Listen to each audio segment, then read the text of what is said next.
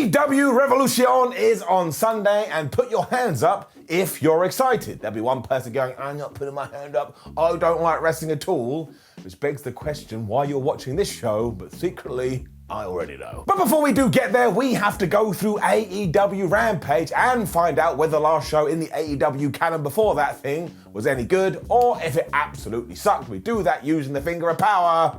So let's up those downs for AEW Rampage. What a ridiculous start to Rampage this week. There are a few folks out there that have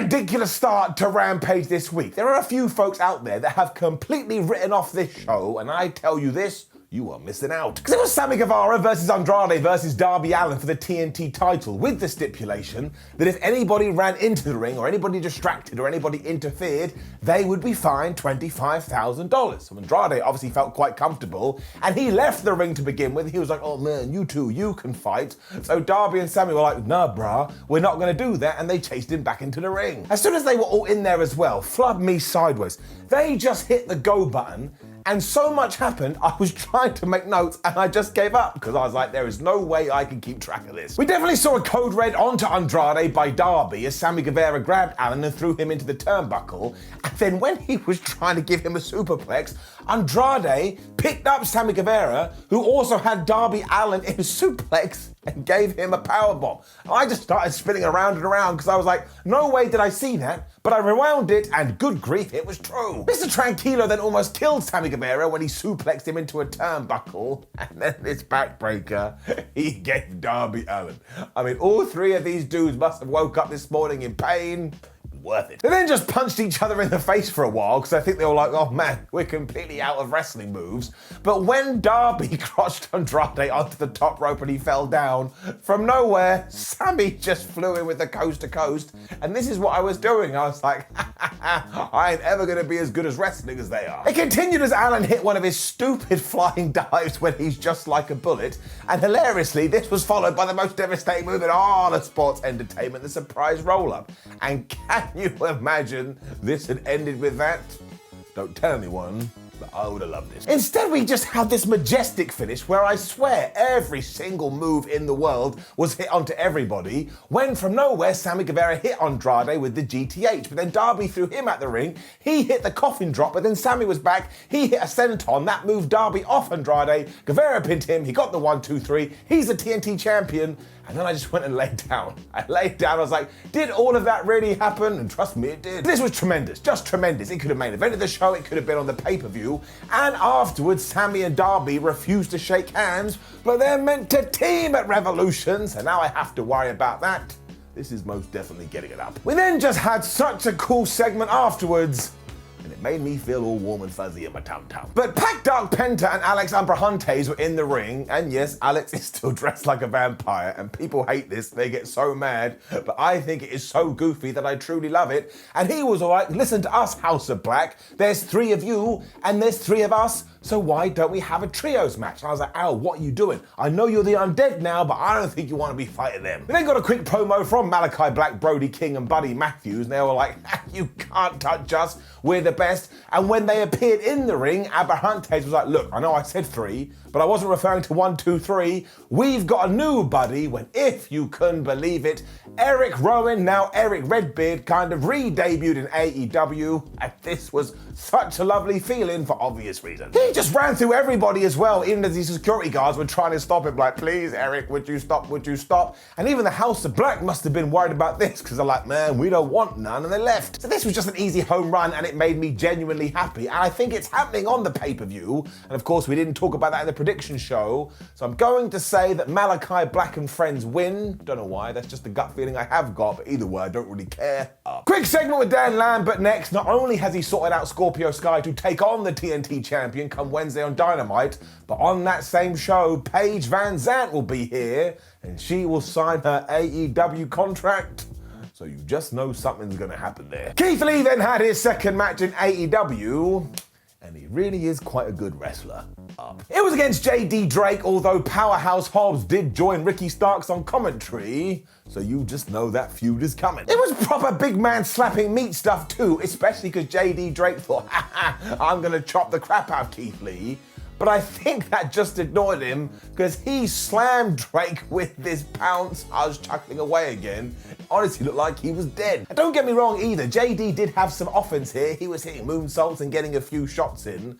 But when he tried to jump off the middle rope, Keith Lee caught it. Now, JD Drake is not a small human, but for ages, Keith basically just squatted and looked around like, I know what I'm doing. He hoisted him up, he gave him the ground zero, whatever the hell it's called now, and he beat him from the 1, 2, 3, and seriously, that was really, really impressive. The wingmen then thought they could do better, so they came out instantly, but Keith Lee just picked them up and was throwing them around the place. And just when it looked like Team Taz was also going to attack, Orange Cassidy stopped them. And this is one of the best things about AEW. There's so many things going on at once, and it's not just like one person hates that person hates them back. It's like 92 people think this person is a piece of trash, and it all comes together and it rewards you for paying attention. So we did do a lot here, and I don't actually think that Keith Lee is going to win on Sunday, because I think he'll lose, and instead, like I've already said, we'll do Ricky Starks versus Keith, and I'm fine with that. CM Punk then cut a promo that was clearly done after his big angle on Dynamite,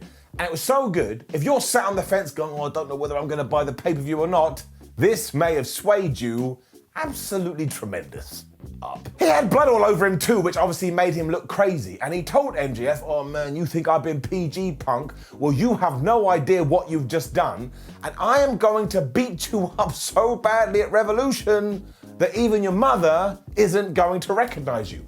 I'm also pretty sure he said he was going to leave pieces and parts of Maxwell around the place, so it's gonna kill him. He also tied this into some promos he's done in the past as well, and I don't care who you are, I don't care what, now I'm gonna go and hide, because the internet is about to get mad. Jade Cargill then tempted her own fate, and I was like, Jade, what are you doing? But her and Mark Sterling were bragging about the fact that in their contract it says that nobody can attack Jade 48 hours before she has a match.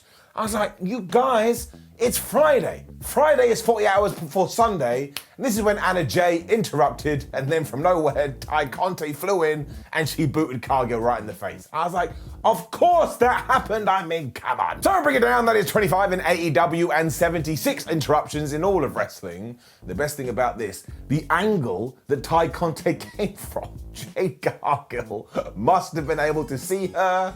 I love that wrestling trope. Serena Deeb's 5-minute challenge was next, and I love stuff like this because we're a few weeks into it now, so you expect it, and even though you know what's gonna happen, it just makes for good TV. She was facing Layla Gray here, who I think her big plan was, I'm gonna run down the clock, but that did not work. To my reckoning, it took about 60 seconds. Serena Deeb locked in the submission, and poor Layla had to tap out. With that said, there was a twist here, because as always, Serena was going to continue to beat up her prey. When Shida returned to AEW, she had a kendo stick in hand, and she absolutely whipped Serena Deeb's ass. Serena was so worried she had to escape through the crowd, but I was a little bit like, wait a minute, wouldn't it have made more sense to do this challenge for a few more weeks, and then it's Shida who answered the call, and Serena Deeb was like, no, and then she loses a 5-minute challenge.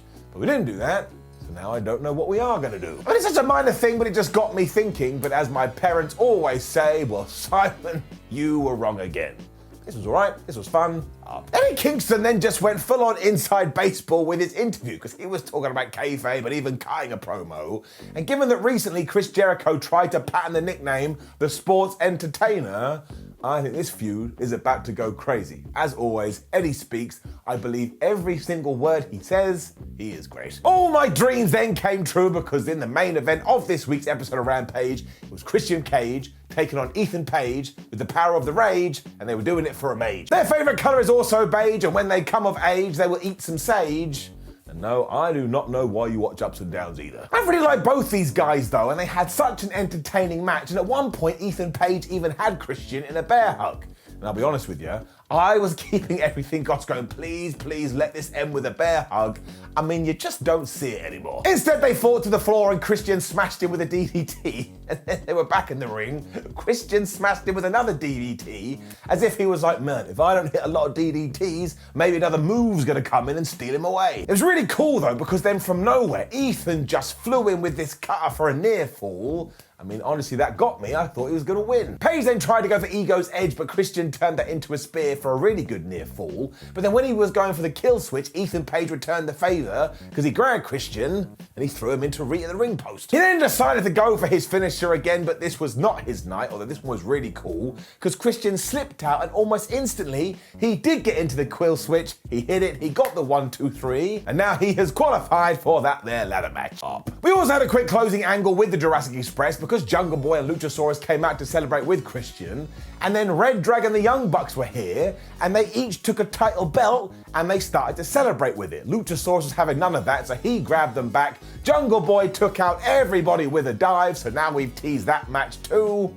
Round of applause all round. So as ever, Rampage was like taking some adrenaline and just injecting it right into your skull. I mean, so much happens, but I really do feel like AEW has found its feet with it, and I am giving it enough. Now, please do leave a comment below and let us know what you thought about last night's episode of Rampage. Like the video, share the video, and subscribe. Head over to WhatCulture.com, you know the deal. Read some articles, watch some videos on YouTube, and follow us on social media. My name is Simon for WhatCulture. Thank you for watching me as always. Remember that SmackDown Ups and Downs will also be live probably right now. And of course on Monday, we'll come back and we'll up those downs for AEW Revolution. So make sure you check out the prediction show as well. Otherwise, have great days.